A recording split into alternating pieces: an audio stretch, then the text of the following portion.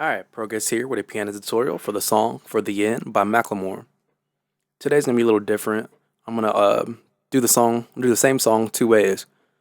I think one way is better for singing, but the other way is closer to what's actually on the track.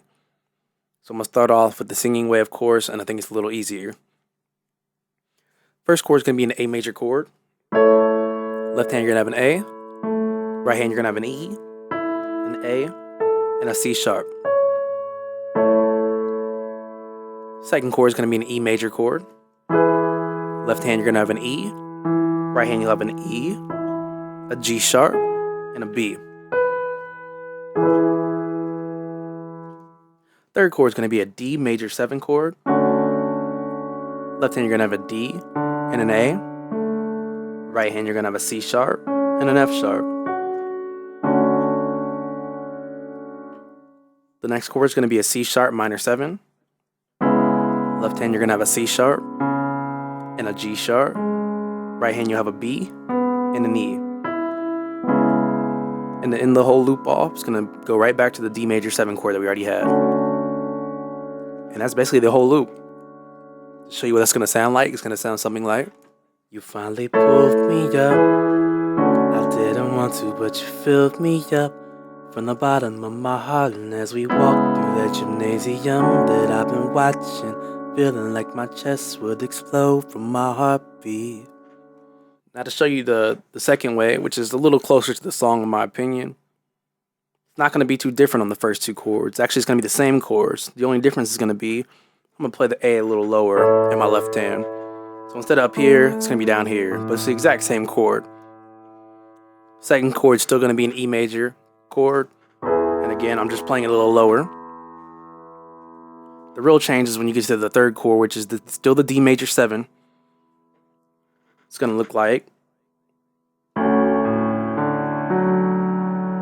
Now there's a lot for that, so let's break it down. The chord is still the D major 7 chord, and the bass of it is still left hand D. And then the right hand you're going to have an A, a C sharp, and an F sharp. Now the way I have my hands is really important. You want to start on your second and third and fifth finger, so you can still have your thumb free to make the little roll that I do at the end of this a little easier. So make sure you have your hands the same way I do.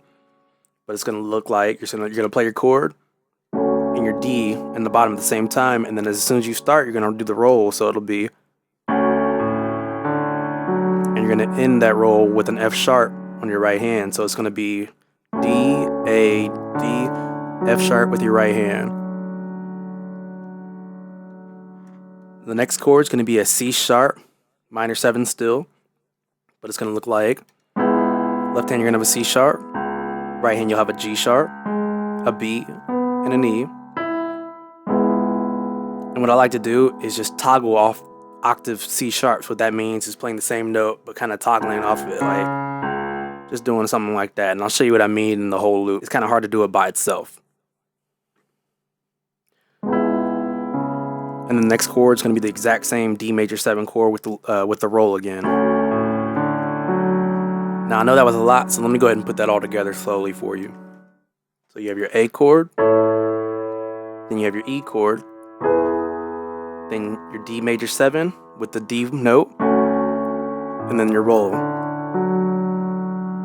Then your C sharp minor 7, toggle the left hand, and then back to the same D major 7 chord.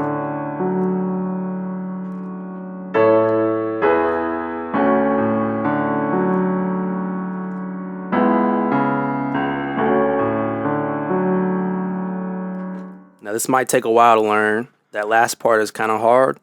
Took me a little bit to try to figure it out, so don't get frustrated and just keep on practicing it.